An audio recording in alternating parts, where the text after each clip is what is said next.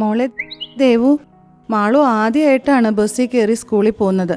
ഇതുവരെ അവക്കടെ അപ്പയാണ് അവളെ കൊണ്ടുവിട്ടുകൊണ്ടിരുന്നത്. അവൾക്ക് ബസ്സിൽ കയറാനോ ഇറങ്ങാനോ ഒന്നും അറിയില്ല. മഹാകുസൃതിയാണ്, ശ്രദ്ധിച്ചോണം. നോക്കിക്കോളാം ആന്റി, ബസ് വരുന്നതിന് കുറച്ചു മുമ്പ് അവളെ കൊണ്ടുവിട്ടാ മതി. ശരി മോളെ. Good morning sister. Good morning. Saji, ഈ ലിസ്റ്റ് അനുസരിച്ചുള്ള കുട്ടികളാണ് നിങ്ങളുടെ ബസ്സിൽ കയറുന്നത്. Okay sister. Thank you.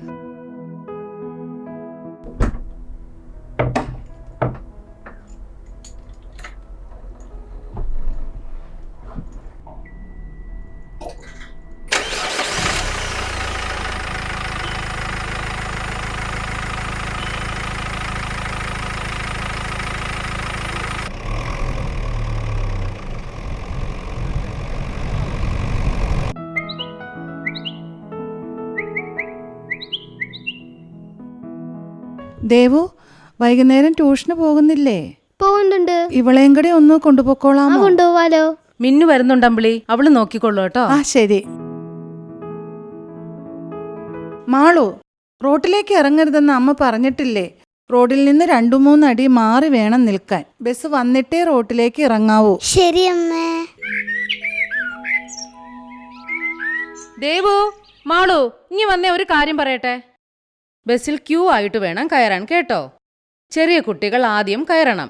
തിരിച്ചിറങ്ങുമ്പോഴോ ചെറിയ കുട്ടികൾ അവസാനം ഇറങ്ങണം. ബസ് നിർത്താതെ കയറുകയോ ഇറങ്ങുകയോ ചെയ്യരുത്. എന്നാൽ എന്തു പറ്റും? വീഴും. അതുകൊണ്ട് അങ്ങനെ ശ്രദ്ധിച്ചു വേണം പോകാൻ കേട്ടോ. ശരി. ദേ വണ്ടി വരുന്നല്ലോ, 2 പേര് റെഡിയായിക്കേ. ക്യൂ ആയിട്ട് നിൽക്കണേ.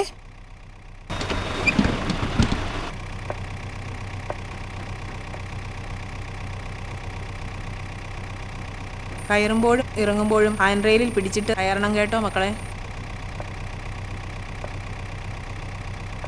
ബാഗ് താഴെ വെക്കരുത്, ആരെങ്കിലും തട്ടി വീഴും.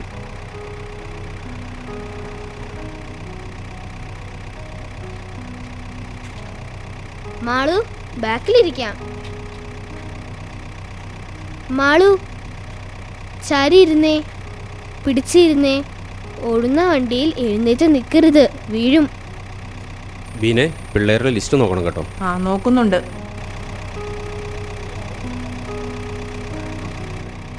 മാളു, കൈയും തലയും പുറത്തിടരുത്, അപകടം പറ്റും.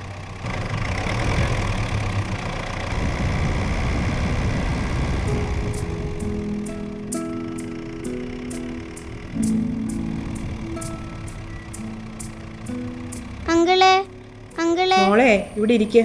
ഡ്രൈവ് ചെയ്യുമ്പോൾ അങ്കിളിനെ ശല്യപ്പെടുത്തല്ലേ.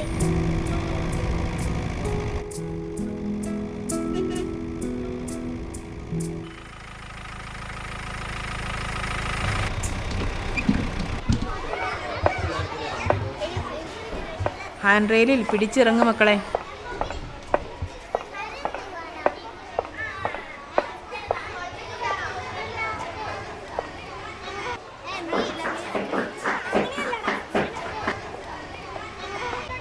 വൈകിട്ട് സ്കൂള് വിടുമ്പോൾ ഒത്തിരി പേര് കാണും ബസ്സിൽ കയറാൻ. അപ്പോൾ തിരക്ക് കൂട്ടാതെ ക്യൂ നിന്ന് കയറിയാൽ മതി. ചേച്ചി വരൂലേ? ഞാൻ കാണും. വൈകുന്നേരം സ്റ്റോപ്പിൽ ഇറങ്ങുമ്പോൾ ബസ്സിലെ ആന്റി നമ്മളെ റോഡ് ക്രോസ് ചെയ്യാൻ സഹായിക്കും. ബസ്സിന്റെ ഫ്രണ്ടിലൂടെയോ ബാക്കിലൂടെയോ തനിച്ച് റോഡ് ക്രോസ് ചെയ്യരുത്. ശരി ചേച്ചി, ടാറ്റാ.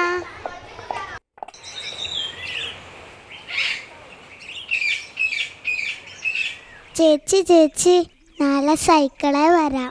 ശരി, എല്ലാവരും ഒന്ന് കേട്ടെ. റോഡിന്റെ ഇടതുവശം ചേർന്ന് വേണം സൈക്കിൾ ചവിട്ടാൻ.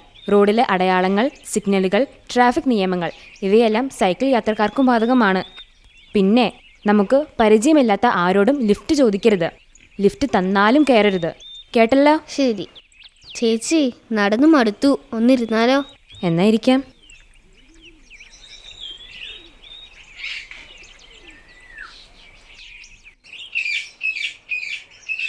ആ, നിങ്ങൾ ശ്രദ്ധിച്ചേ.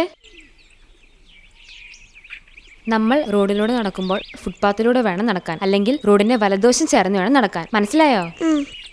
എന്നാ വാ പോവാം. എല്ലാരും ലൈനായി വാ.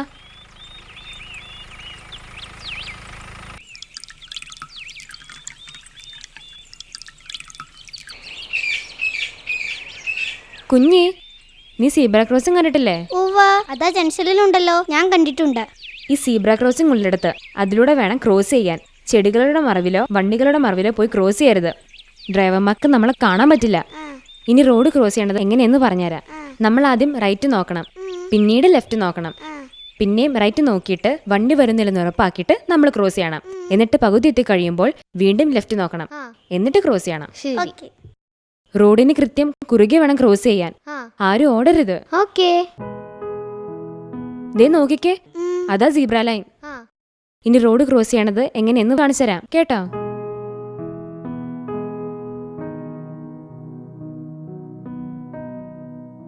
ഇതുപോലെ നിങ്ങളും വാ.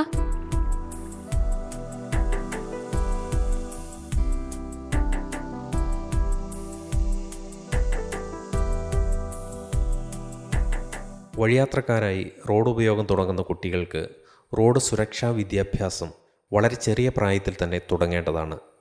മുൻകൂട്ടി പറയാൻ പറ്റാത്ത തരത്തിലുള്ള പെരുമാറ്റം, അപകട സാധ്യത പരിഗണിക്കാതെ എടുത്തുചാടുന്ന സ്വഭാവം, അപകടത്തെ മനസ്സിലാക്കാനുള്ള കഴിവില്ലായ്മ, ശരിയായ തീരുമാനമെടുക്കാനുള്ള അറിവില്ലായ്മ, തനിക്ക് ചുറ്റുമുള്ള തെറ്റായ മാതൃകകളുടെ അനുകരണം മുതലായവ കുട്ടികളെ അപകടത്തിലേക്ക് നയിക്കുന്ന ഘടകങ്ങളാണ്. അതുകൊണ്ട് തന്നെ സുരക്ഷിതമായ പെരുമാറ്റത്തെക്കുറിച്ച് അവരുടേതായ രീതിയിൽ മനസ്സിലാക്കിക്കേണ്ടത് അത്യാവശ്യമാണ്. റോഡിൽ എങ്ങനെ സുരക്ഷിതരായിരിക്കാമെന്ന് കുട്ടികളെ പഠിപ്പിക്കണം. റോഡ് നിയമങ്ങൾ പാലിക്കാൻ അവരെ പരിശീലിപ്പിക്കണം. അതിന് ദീർഘനാളത്തെ കൂട്ടായ പ്രയത്നം വേണ്ടിയിരിക്കുന്നു. അതിനാവട്ടെ ഇനിയുള്ള നമ്മുടെ ശ്രമം.